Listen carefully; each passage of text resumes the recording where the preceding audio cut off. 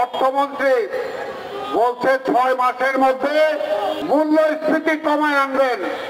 আমি বললাম 6 মাসের মধ্যে যদি না পারেন তাহলে শেখ হাসিনাকে পদত্যাগ করতে হবে। এখনো যারা শেখ হাসিনার সাথে আওয়ামী জোটে আছেন তাদেরকে বলতে চাই, হাসানুল হক ইনু সাহেব আমাদের ইত্তেফাকের আনোয়ার মঞ্জু সাহেব এবং আমাদের বিএনপির অন্যতম প্রতিষ্ঠাতা ছিলেন বি চৌধুরী সাহেবের ছেলে মাহিবি চৌধুরী নৌকা নিয়ে গেছিলেন, কিন্তু শেখ হাসিনা তার পেয়ারের লোক লতিফ সিদ্দিকীকে কিন্তু ঠিকই বাঁচাইছে। তাহলে লতিফ সিদ্দিকীর পাশে দাঁড়াইছে, হাসানুল হক ইনু আপনার পাশে তো দাঁড়ায় নাই, আনোয়ার মঞ্জু আপনার পাশে তো দাঁড়ায় নাই, মাহিবি চৌধুরী এখনো ওইদিকে আছেন, আপনাদের পাশে দাঁড়ায় নাই, দাঁড়াবে না। আপনি বিদায় নিলে তত্ত্বাবধায়ক সরকার আসলে নির্বাচিত সরকার সকল লুটেরাদেরকে গ্রেফতার করবে। আপনি পারবেন না। ঢাকা দক্ষিণের জনতার মেয়র ইশরাক হোসেনকে হাইকোর্ট জামিন দেওয়ার পরেও নিম্ন আদালত তাকে জেলখানায় পাঠিয়ে দিয়েছেন। আমাদের জয়নুদ্দিন তুহিন স্বেচ্ছাসেবক দলের মহানগরের দক্ষিণের সভাপতি, তাকেও জেলখানায় পাঠানো হয়েছে। আরো অনেক নেতা, কতজনের নাম বলবো, প্রতিদিন আমরা বলছি। তবে এই সমস্ত জেল জুলুমে বিএনপির নেতা কর্মীরা ভয় পায় না, সবাই এখন অভ্যস্ত হয়ে গেছে আমরা। কিন্তু আমি শুধু এটাই বলতে চাই, শেখ হাসিনা, ওবায়দুল কাদের দেশনেত্রী বেগম খালেদা জিয়ার সাথে তুলনা করেন। বেগম খালেদা জিয়ার সাথে কারো তুলনা হয় না, বেগম খালেদা জিয়ার সাথে কারো তুলনা হয় না। এটা কথা দিয়ে না, কর্ম দিয়ে। দেশনেত্রী বেগম খালেদা জিয়া দেশের প্রয়োজনে, গণতন্ত্র ফিরিয়ে আনার প্রয়োজনে কারোর সাথে আপোষ করে নাই। আপনি এরশাদের সাথে আপোষ করে নির্বাচনে গিয়েছিলেন। এসএসএফ ক্ষমতা দখল করে বলেছিলেন, আই এম নট আনহ্যাপি। আর বেগম খালেদা জিয়া গণতন্ত্রের জন্য কারোর সাথে আপোষ করে নাই। 1-11-তে যারা আর্মির ব্যাক বাই গভর্নমেন্ট হয়েছিল, সেই সময় যদি তিনি আপোষ করতেন তাহলে আপনি না বেগম খালেদা জিয়া প্রধানমন্ত্রী হইতে পারত। কিন্তু বেগম খালেদা জিয়া আপোষ করে প্রধানমন্ত্রী হইতে চান নাই, এখনো চান না। আর পাশাপাশি আপোষহীন নেত্রী বেগম খালেদা জিয়া কিন্তু দেশের প্রয়োজনে, গণতন্ত্রের প্রয়োজনে তিনি কিন্তু আপোষ করেছিলেন। কোথায় আপোষ করেছিলেন? 96-তে জনগণের ভোটে নির্বাচিত প্রধানমন্ত্রী হওয়ার পরও গণতন্ত্রের স্বার্থে, দেশের স্বার্থে তিনি প্রধানমন্ত্রিত্ব পর্যন্ত ছেড়ে দিয়েছিলেন। কার সাথে তুলনা করেন? তুলনা যদি করতে চান আজকে ঘোষণা দেন, আজকে তো আছেন অন্য জায়গায়, আগামীকাল আইসাই ঘোষণা দেন যে আপনি রিজাইন করবেন, বেগম খালেদা জিয়ারে ছাড়েন, আলাপ আলোচনা করে তারপরে দেখে দেশের অর্ধেক সমস্যার সমাধান হয়ে যাবে আপনি পদত্যাগ করার সাথে সাথে।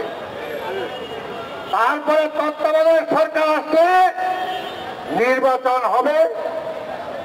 আপনি তো সিন্ডিকেট করে ক্ষমতায় আছেন, কাজে ব্যবসায়ীদের সিন্ডিকেটও ভাঙতে পারেন না। চোর লুটেরা তাদেরকেও ধরতে পারেন না। তাই আপনি বিদায় নিলে তত্ত্বাবধায়ক সরকার আসলে নির্বাচিত সরকার সকল লুটেরাদেরকে গ্রেফতার করবে।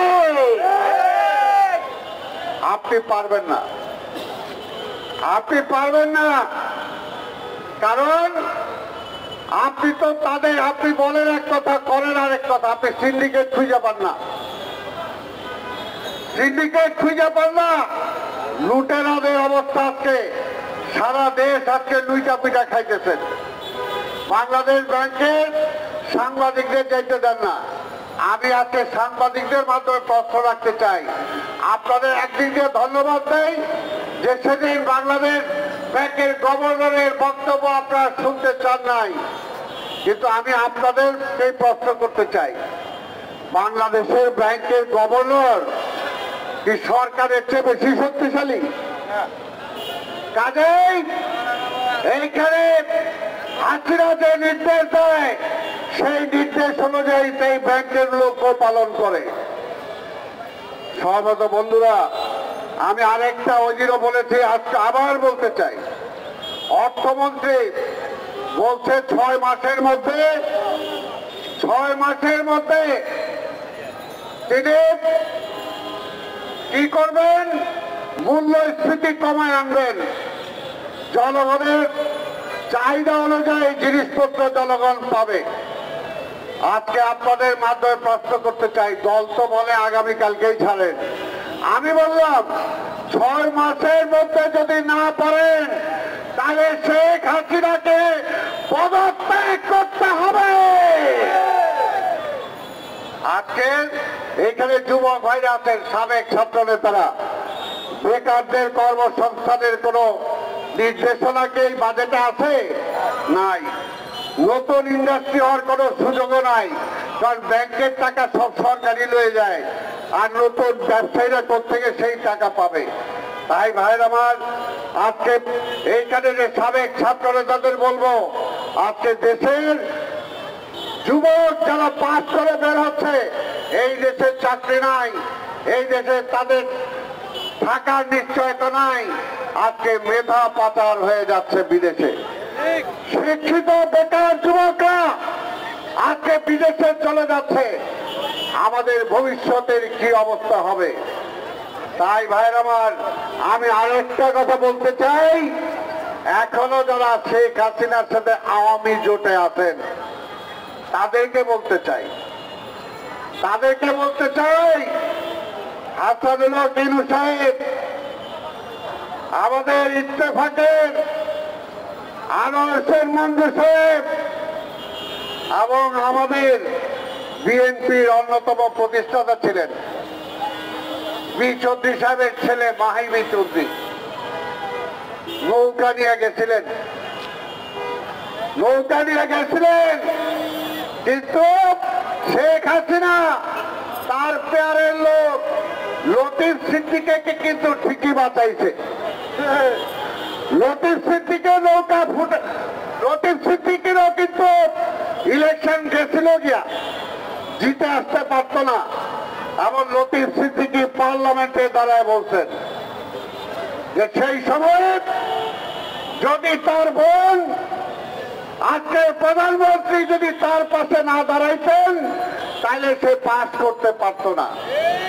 তাহলে লতিফ সিদ্দিকীর পাশে দাঁড়াইছে, হাসানুল হক ইনু আপনার পাশে তো দাঁড়ায় নাই, আনোয়ার মঞ্জু আপনার পাশে তো দাঁড়ায় নাই, মাহিবি চৌধুরী এখনো ওইদিকে আছেন, আপনাদের পাশে দাঁড়ায় নেই, দাঁড়াবে না। তাই এখনো সময় আছে, মানে কাইটা পড়েন, জনগণের কাতারে আসেন, জনগণের কথা বলেন, জনগণের আন্দোলনের শরিক হন। এই দেশে আবার গণতন্ত্র ফিরিয়ে আনার জন্য আমাদের নেতা দেশনায়ক তারেক রহমানের নেতৃত্বে আজকে যে আন্দোলন শুরু হয়েছে, আসুন এই আন্দোলন দল মত নির্বিশেষে সবাই ঐক্যবদ্ধ হয়ে আমরা বেগম খালেদা জিয়াকে মুক্ত করি, গণতন্ত্রকে ফিরিয়ে আনি, মানুষের ভোটের অধিকার ফিরিয়ে আনি, তাহলে এই দেশের সমস্যার সমাধান হবে। এর আগে কোনো সমস্যার সমাধান হবে না। আপনাদের সবাইকে ধন্যবাদ। খোদা হাফেজ। বাংলাদেশ।